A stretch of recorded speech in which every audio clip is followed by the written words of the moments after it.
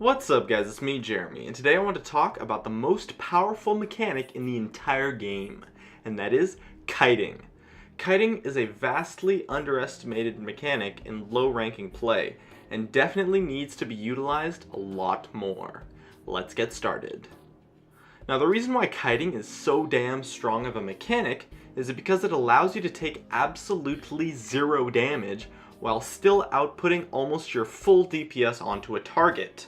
Add on to that kiting is pretty easy to execute as a team, as all you really need is CC and space, and we're left with an absurdly powerful mechanic.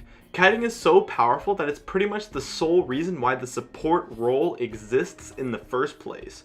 The support role is based on kiting enemy opponents, and that's what good support champions excel at. Kiting is also the reason why diving in teamfights is a ridiculously terrible strategy. Now kiting in itself is pretty easy to execute. All you really need is mostly just space and a little bit of crowd control. You run away from your opponents while still hitting them, of course, and make sure to stay out of range of them by moving back into the space that you have, as well as crowd controlling them. Now, a lot of inexperienced bruiser and assassin players dive in for the carries in teamfights when they end up just being kited. It's much more viable to simply just kite the enemy tanks for your team and kill them than it is to dive in, as often in the late game, the team that can kite and kill the enemy tanks better is the one that comes out on top in teamfights. The only time it's ever really a good idea to dive in is when the target you're diving in on is out of position. And that leads me to my next point, and that is how to counter kiting. Now, there are two mechanics that counter kiting.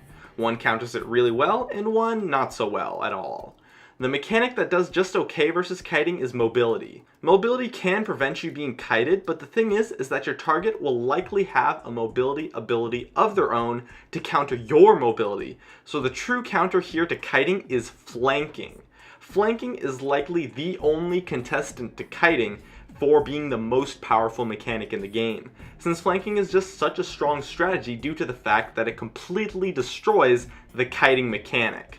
To kite properly, the main thing you need is space, and flanking denies space entirely to the opponents by creating an inescapable surround that often leaves the carries vulnerable.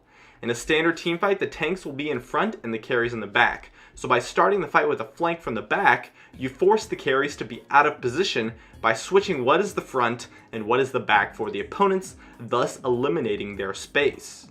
So what you want to take away from this video is that no matter what role you're playing, kiting will be a better option than diving in onto the opponents, unless you can get a pick or can set up a really solid flank. Protecting your own carries is almost always more important than killing the opponent's carries, as it's easier and safer to do due to kiting. My name is Jeremy, and that's it for my video on kiting. If you enjoyed this video, feel free to check out some of my others on the screen right now. I'd love if you could support me with a like, and please subscribe for more awesome content in the future if you enjoyed this video. As always, thank you so much for watching, and I'll see you guys next time.